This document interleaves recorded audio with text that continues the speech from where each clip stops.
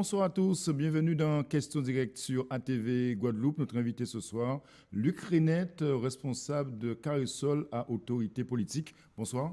Bonsoir, monsieur Diplanté. J'imagine que vous avez été sensible par la visite d'Emmanuel Macron en Guyane, qui a lancé une petite phrase sur une certaine évolution pour nos régions en Outre-mer. Est-ce que ça vous a paru normal? Disons, écoutez, j'ai entendu, Oui. mais je ne suis pas pour autant, si vous voulez, dans une situation d'admiration vis-à-vis de ce qu'il a dit. Hein. Oui. Je suis plutôt sceptique, dans la mesure où M. Macron, avant les élections présidentielles françaises, avait déclaré que la colonisation était un crime. C'était en Algérie. Il s'est fait taper sur les doigts. Son discours en Guyane, comme quoi effectivement n'est pas le Père Noël, Oui. c'est un discours paternaliste. Donc nous, personnellement, on n'attend ni Père Noël, ni Père Fouettard. Et en ce sens, nous sommes assez circonspects par rapport à sa position récente sur l'indépendance de la Catalogne. Oui. Si lui met en avant effectivement l'unité de l'Europe pour justifier son refus de cette indépendance, alors que ces Catalans ont quand même fait passer, si vous voulez, la démocratie en votant le 1er octobre à une écrasante majorité, donc pour l'indépendance, même si la participation était à 43%. Mais en tout cas, il y a eu un processus démocratique.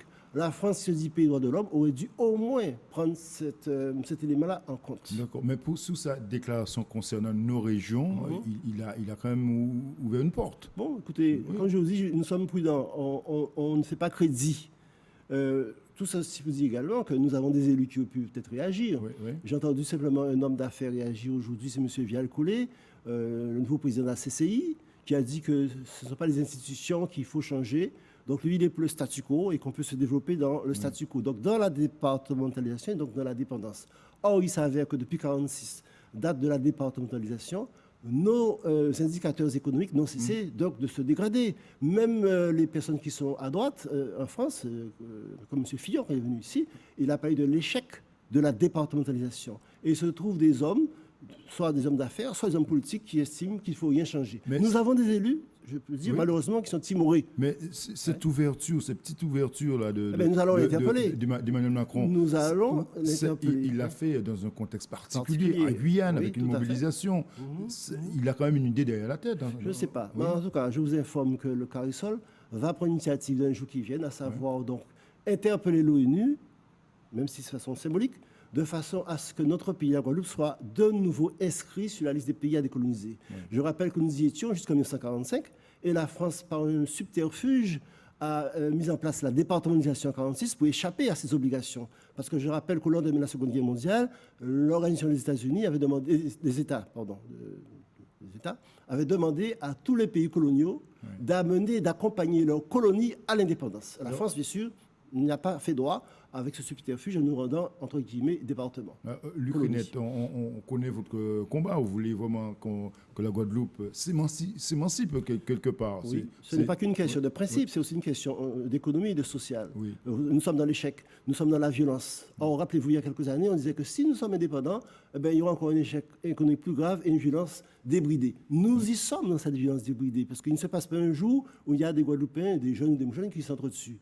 Ce passe un jour, effectivement, on apprend que le chiffre du chômage a augmenté. Nous avons plus de 65 000 chômeurs aujourd'hui. Il y a 20 ans, souvenez-vous, on était à 40 000. Oui. C'est quoi la solution, Luc Renette? C'est l'indépendance? Oui, c'est l'indépendance. Oui, clairement. C'est l'indépendance. Pourquoi? Parce que qu'est-ce qui peut justifier que nous soyons dépendants d'autres hommes qui eux-mêmes ont des problèmes pour réaliser leur développement et le plein emploi? La France a assez à faire pour s'occuper de ses propres affaires, justement, et doit nous laisser nous-mêmes, parce qu'on ne peut pas, si vous voulez, compter sur les autres pour penser notre développement. Nous avons une pensée économique qui est claire.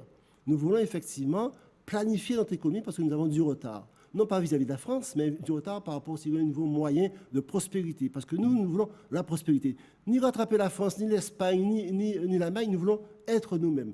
Pour cela, nous disons que la décolonisation et les réparations sont consubstantielles. Nous avons besoin des réparations, effectivement, pour financer nos plans de développement économique et social. D'accord. Ça voudrait dire aussi qu'il faut un parti un groupement fort, puissant, qui puisse porter justement cette idée. Ce n'est pas le cas aujourd'hui. Ce n'est pas le cas aujourd'hui, mais vous savez, il y avait ce matin un débat sur une radio concurrente, je ne vais pas la citer, Guadeloupe Première, où les gens téléphonaient, et à ma grande surprise, quasiment la moitié, un peu plus de gens disent qu'ils n'ont pas peur de l'indépendance aujourd'hui. Ce qui veut dire qu'il y a, qu'on ne le veuille pas, une progression, si vous voulez, dans les esprits. Ça évolue. Oui, la peur disparaît peu à peu, et les événements aussi, je dirais, les événements de la Catalogne, tout ça aussi. La Catalogne ont montré que des peuples qui sont européens, qui sont des régions de pays comme l'Espagne, même aussi en Italie, aspirent effectivement à se libérer et à se gouverner au nom de la liberté des peuples à se gouverner eux-mêmes. Ensuite, rappelez-vous, récemment, il y a 1 mois et demi, 2 mois, le cyclone Irma pluie Maria a montré que nos élus étaient considérés comme quantité négligeable lorsqu'il a fallu gérer effectivement la crise et la post-crise. Et ça, c'est intolérable. Mais quand Emmanuel Macron dit en Guyane qu'il n'est pas le Père Noël et que les Guyanais ne sont pas des enfants, il ouvre la porte également. Il veut rappeler aussi... Oui, mais c'est une manière de dire aussi, prenez vos responsabilités. Oui, il y a cela aussi. Il y en a qui le demandent, qui demandent effectivement que la Guyane devienne un pays indépendant et que la question du statut soit de nouveau à jour. Je crois que ces propos vont choquer certains, ils vont peut-être provoquer un électrochoc pour que enfin certains comprennent qu'ils ne sont pas français et que l'avenir, effectivement, dans une Guyane libérée, une Guyane qui se gouverne elle-même. Il faut que la peur de s'assumer cesse. Tous les peuples du monde, tous les pays du monde se gouvernent. On peut effectivement avoir demain un cyclone, mais ça se prépare. On prend des mesures effectivement pour se rétablir après un cyclone. Mais on ne peut pas, au motif que nous sommes une zone liée avec des risques sismiques et cycloniques, renoncer à nous-mêmes, donc renoncer à notre liberté et à notre capacité de nous assumer. Et comment justement, le Québec, rassembler ce mouvement indépendantiste en Guadeloupe? Alors, ce n'est pas le mouvement qu'il faut rassembler aujourd'hui. Je pense que c'est une bonne question. Je crois qu'une frange importante de la population qui est un peu dans le désespoir aujourd'hui, la jeunesse. Nous allons, ces jours-ci, faire appel, on a commencé, à la jeunesse guadeloupéenne pour qu'elle s'investisse. Si la jeunesse guadeloupéenne prend conscience que c'est elle qui, effectivement, qu'elle a venu de ce pays et qu'ils aspirent à se prendre en main, à construire le pays, je crois que personne ne pourrait effectivement dans le même temps, la jeunesse qualifiée, qui diplômée, il s'en va. Oui, alors très souvent, il a parlé, M. Macron, là, une sorte de préférence pour les personnes du pays. Nous, on dit préférence nationale, parce que nous sommes une nation sans État. Il est évident que si les jeunes avaient des perspectives ici, ils n'étaient pas mis en concurrence, je dirais, déséquilibrés avec les cadres qui viennent de l'extérieur, eh bien, ce serait mieux. Moi, j'étais cadre dans une société, vous le savez très bien. Mais très souvent, eh bien, la direction générale faisait appel à des cadres extérieurs avant de faire appel à des cadres du pays. Donc, il faut donner une espérance aux jeunes Guadeloupéens, dire qu'il est possible de se développer, il est possible effectivement qu'on ait la prospérité à travers un plan de développement, bien sûr, qui serait issu, je dirais, d'un modèle qui nous reste à inventer, parce qu'il ne suffit pas de dire qu'on fait comme la France, que nous sommes comme la France et qu'on vit